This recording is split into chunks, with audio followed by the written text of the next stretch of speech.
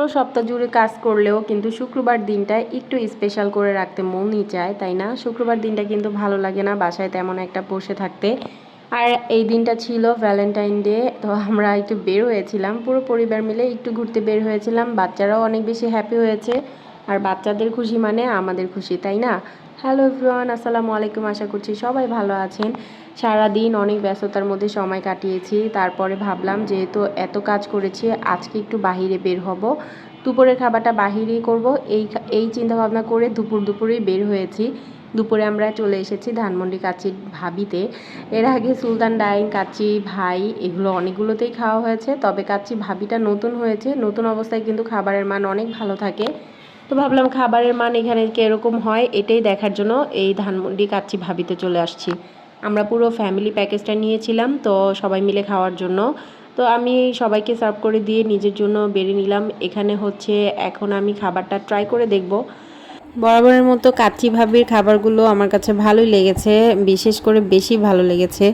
অন্যান্য জায়গায় খেয়েছিলাম, ওখান থেকেও বেশি ভালো লেগেছে। তো প্রথম বাইটটাই আমি একটু বেশি করে মাংস নিয়েছি, ভাবলাম যে একদম মাংস দিয়ে তারপর প্রথম বাইটটা দিব। এরপরে কাচ্চি খাওয়ার পরে আমার কেন জানি মনে হলো এইখানের চুই গোস্তটা আমি একটু টেস্ট করে যাই।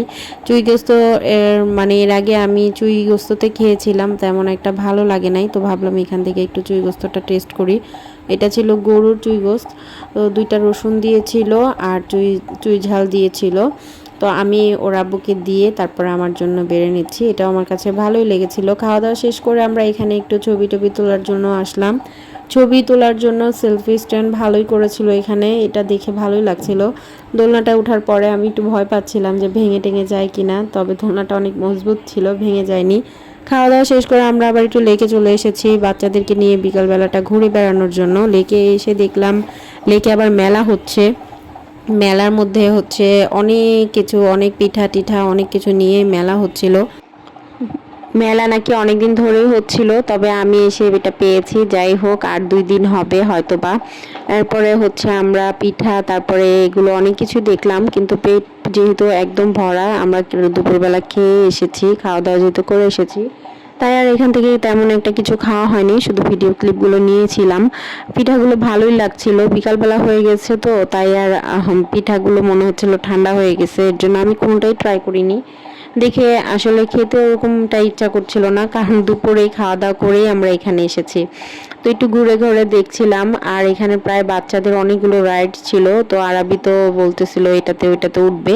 আরাবির জন্য এই জাম্পিং যে রাইডসটা ওইখানে উঠলো।